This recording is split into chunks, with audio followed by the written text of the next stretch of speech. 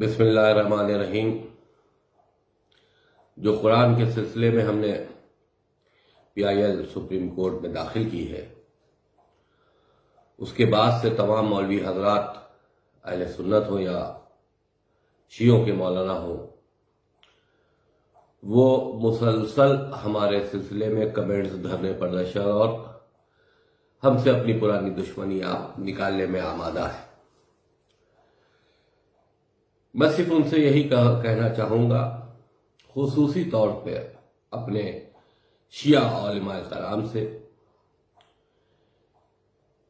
کہ قرآن مجید کے سلسلے میں جتنا بھی آپ تقریروں میں بیان کرتے ہیں اپنے عقیدے کے حساب سے، اور قرآن مجید کے سلسلے میں جتنا بھی لکھا ہوا ہے بخاری میں، ہم نے سپریم کورٹ میں جو یاچکا ڈالی ہے، PIL ڈالی ہے، اس میں سپریم کورٹ میں ہم نے بخاری کو کوٹ کرتے ہوئے وہ تمام چیزیں لکھی ہیں جو اعتراض کے قابل ہے۔ تمام اہل سنت مولوی حضرات کو اور تمام شیعوں کے ملاؤں کو اس میں ہم نے پارٹی بنایا ہے۔ ان کو چاہیے کہ اب معاملہ قانون کی چوکھٹ پر ہے تو اپنا صحیح جواب وہاں پیش کرے۔ دھرنے پردرشن، میرے سر کو قلم کرنے کے انعامات یا ظلم و زیادتی کے پیغامات جو دے کر اپنے اسلام کو پہچنوانے کی کوشش کر رہے ہیں، وہی تو میرا سوال ہے، کیا یہی اسلام ہے؟ اگر کہ دیکھیے، قرآن مجید کے سلسلے میں ایک صاف وضاحت ہم کر دیں جو میں نے بخاری سے اور قرآن مجید کو پڑھ کے حاصل کی ہے۔ اس میں صاف یہ لکھا ہے کہ جب قرآن مجید رسول اللہ کے اوپر رفتہ رفتہ آتا رہا، میسیجز آتے رہے، وہ قرآن مجید کو پبلک میں دیتے رہے کہ بھئی یہ اللہ کا میسیج ہے، یہ اللہ کا میسیج ہے۔ اس وقت کوئی لکھتا نہیں تھا، لوگ اسے یاد رکھتے تھے، اپنے گھروں کی دیواروں میں لکھ لیتے، یعنی کہ قرآن کی شکل میں کوئی کتاب رسول کے زمانے میں نہیں لکھی جا رہی تھی۔ اور رسول کے انتقال کے بعد جب ابو بکر پہلا خلیفہ بنا تو اس نے ہونے والے دوسرے خلیفہ عمر سے بات چیت کر کے یہ طے کیا کہ ہم ان قرآن کی آیتوں کو اکٹھا کرائیں گے اور اکٹھا کرا کر اس کو ایک کتابی شکل دیں گے۔ اس کام کے لیے جس کے لیے انہوں نے بخاری میں پہلے ہی کہہ رکھا ہے کہ صرف 4 لوگ جن کے نام دیے گئے ہیں، کہ صرف 4 لوگ قرآن شریف کے بارے میں رسول کے انتقال کے بعد جانتے تھے، مکمل طور پر جانتے تھے۔ اس میں مولا علی کا نام نہیں ہے۔ مولا علی جو ان کے ساتھ بچپنے سے رہتے تھے، معاذ اللہ وہ قرآن مجید جانتے نہیں تھے۔ بخاری میں صرف 4 لوگوں کے نام ہیں۔ ان میں سے ایک آدمی سے ابو بکر اور عثمان نے قرآن کو لکھوایا، یعنی کہ کلیکٹ کروایا، اور کلیکٹ کرا کے پتھر سے لکھ کر ایک کتابی شکل دے کر اس کو بنایا، اور وہ ابو بکر کے زمانے میں چلا اور عمر کے زمانے میں چلا۔ انہی نے اس کو پبلکلی نہیں جاری کر دیا۔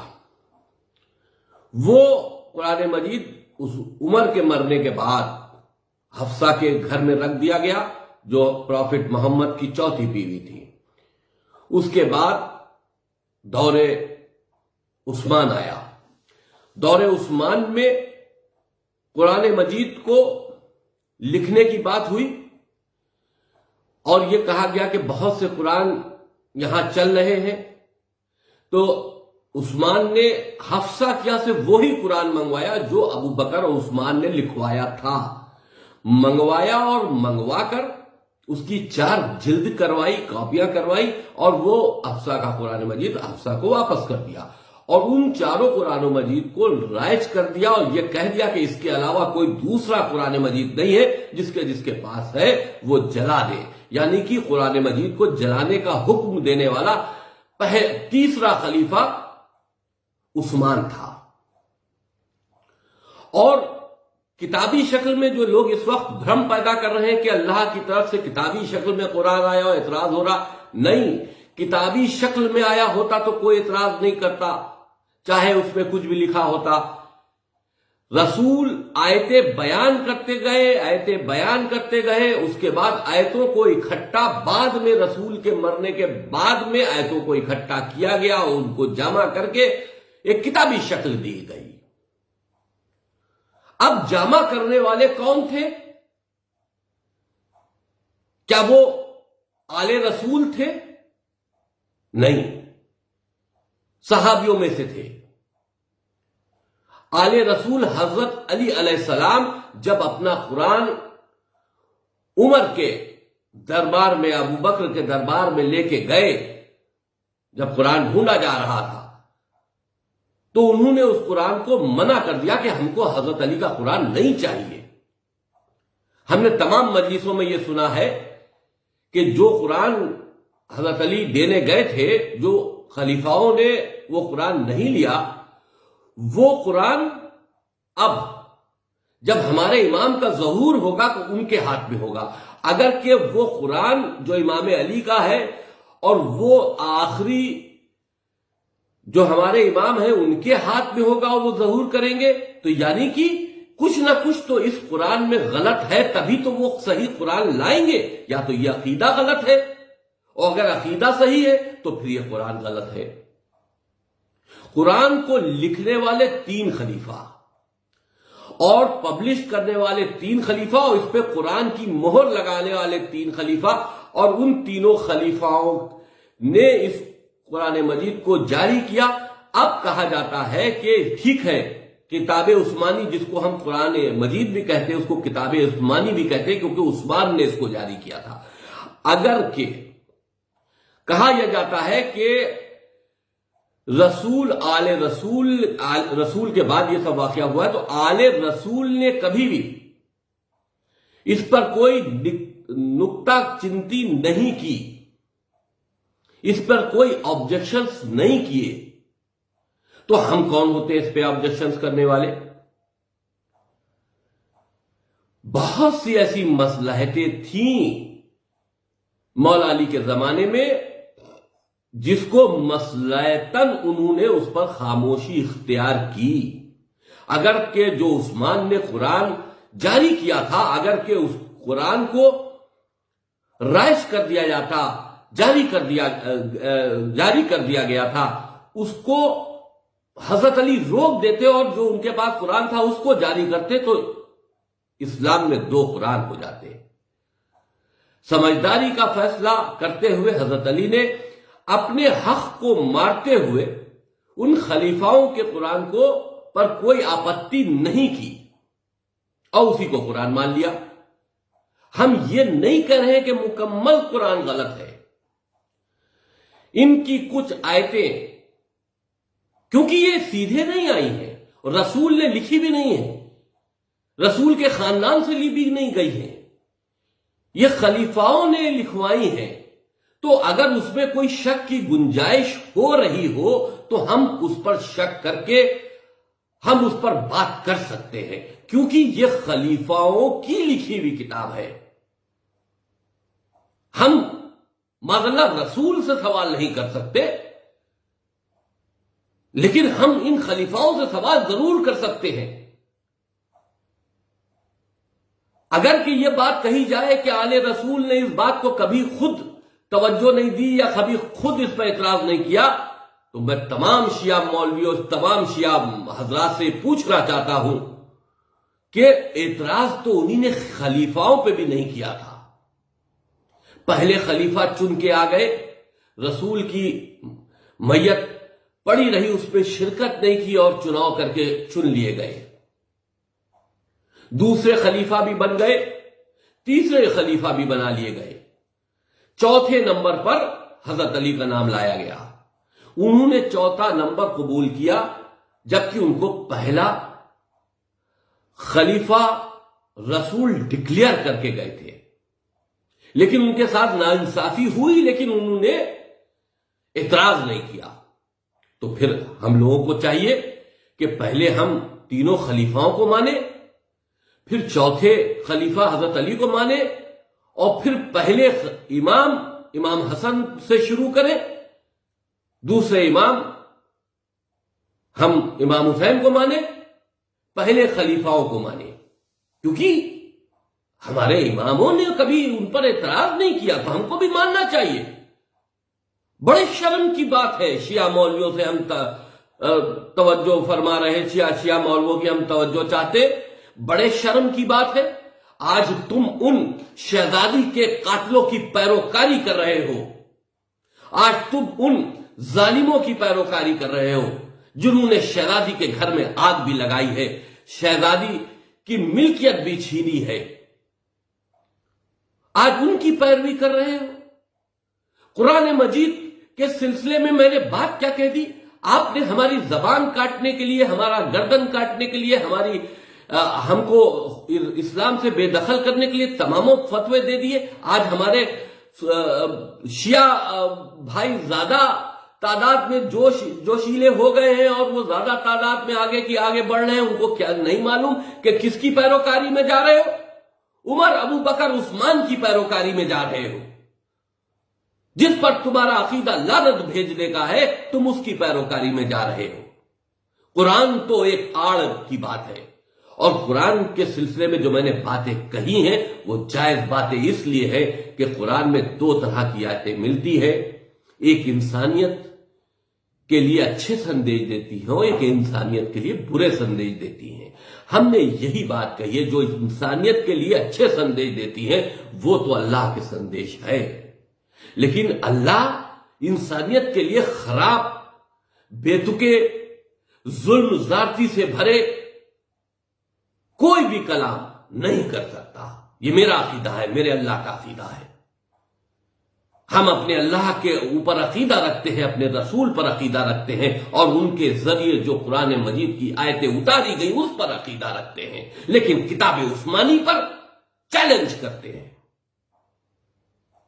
یہ سازشن کتاب عثمانی کو تیار کیا گیا، انہی کتاب عثمانی کی آیتوں سے ہمارے اماموں کے سل قلم کرنے کے فتوے جاری ہوئے ہیں، ہمارے اماموں کو جیل میں رکھا گیا ہے ان قرآنی آیتوں کا بیس بنا کر۔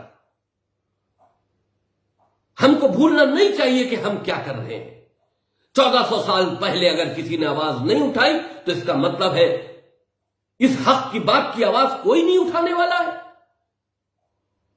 ہم کب تک ان کے تلوے چاٹتے رہیں گے؟ آج بھی ہم انہی قرآن کی آیتوں کے تحت پوری دنیا میں کاٹے جا رہے ہیں۔ ہم غیر مسلم سب کبھی پاکستان میں، کبھی افغانستان میں بری طرح کاٹے جا رہے ہیں، اور اسی قرآن کے حوالے سے کاٹے جا رہے ہیں۔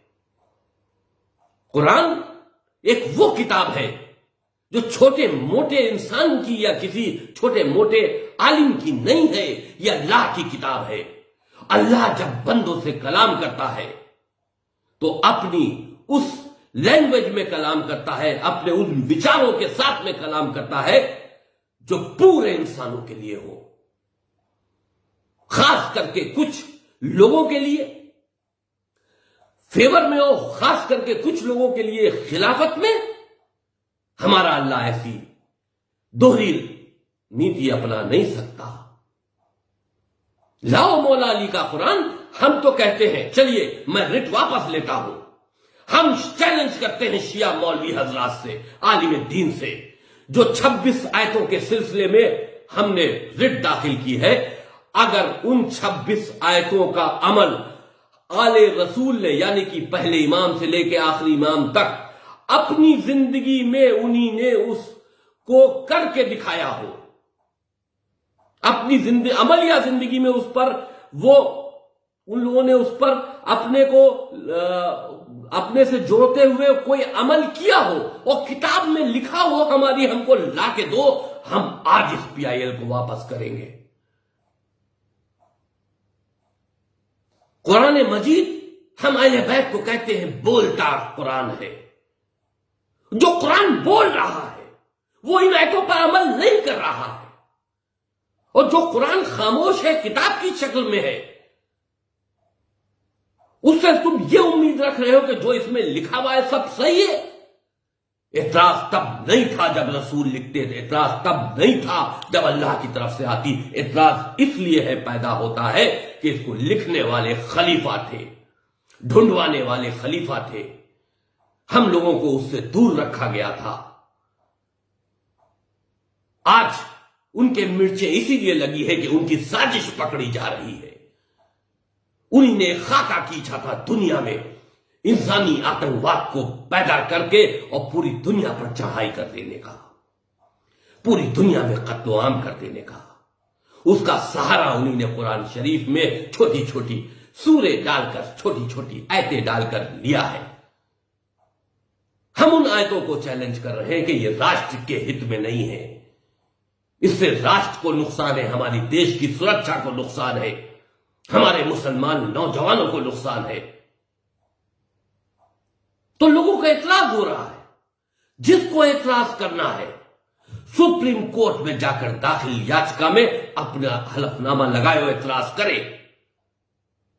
ہمارے وکیل بھی رہیں گے، ہم اعتراض کا جواب دیں گے. لیکن دھرنے، پردرشن، لوگوں کو گمراہ کرنا کہ وسیم رضوی نے یہ کر دیا، وہ کر دیا، یہاں سے لے کے پاکستان کر کے کہ وہ چھوٹے چھوٹے ملا جو مجلس رکھ کے آتے ہیں اور ممبروں سے پڑھ کے چلے جاتے ہیں، جن کو علم کے بارے میں اے بی سی ڈی نہیں معلوم، یہ رٹو طوطے آج قرآن مجید قوم کو سمجھائیں گے. ان کو چاہیے کہ شیعت جو ایسا ایک فرقہ ہے جو آل رسول پر جان دیتا ہے، اس میں یہ خلافت کا زہر مت گھولے. ہم الگ ہیں، وہ الگ ہیں. خلافت وہ ہے کہ جس کی مجبوری میں ہم نے امامت کو لایا ہے. اگر مولا علی کا حق مولا علی کو دے دیا گیا ہوتا، پہلا خلیفہ بنا دیا گیا ہوتا، تو یہ لڑائی ختم ہو جاتی، وہیں پر ختم ہو جاتی. لیکن ایسا نہیں کیا گیا.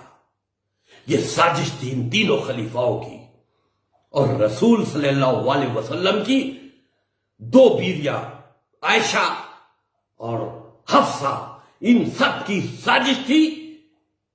اور قرآن کے ذریعے انہی نے اپنی سازش کو پورا کیا ہے. اس قرآن کے ذریعے انہی نے ہمارے اماموں کے ساتھ میں سختیاں کی ہے. اس قرآن کے ذریعے انہی نے ہمارے اماموں کو جیلوں میں رکھا ہے، ان کے قتل کیے ہیں. یہ 26 آیتیں ضروری ہے، آتنکواد کو بڑھاوا دیتی ہے. ہم آتنکواد جیسی بیماری سے جو کرونا سے بھی زیادہ خطرناک ہے کئی 100 سالوں سے پریشان ہے. پوری دنیا پریشان ہے، اور شیعہ خاص کر کے پریشان ہے کہ شیعہ جہاں بھی ہوتا ہے یہ قرآن کے ماننے والے ان کو مشرک، ان کو کافر کہہ کر ان کی گردنیں اتار لیتے ہیں. یہ اصل وجہ ہے جو اب مرچیں لگنا شروع ہو گئی ہیں. یہ خلیفاؤں کی سازش جب کھلنے لگی ہے تو مرچیں لگنا شروع ہو گئی ہے. اور پھٹکار کی بات یہ ہے کہ اس میں چند جاہل قلب جواد جیسے ہمارے مولوی بھی شامل ہو گئے ہیں، اس بات کا بکھیڑا بناتے ہوئے کہ قرآن کے اوپر کہہ دیا، قرآن کے اوپر کہہ دیا. قرآن کے اوپر نہیں، ان 3 خلیفاؤں کی سازش کے اوپر ہم نے ریسرچ کی ہے، اور اس سازش میں یہ طے پایا کہ قرآن کو بیس بنا کر آتنکواد کو دنیا میں پھیلانے کے لیے یہ سازش کی گئی تھی، جو آج تک جس وقت کی دنیا تک اپنے وجود میں ہے اور پوری دنیا میں اسلامک آتنکواد چڑھ کر بول رہا ہے.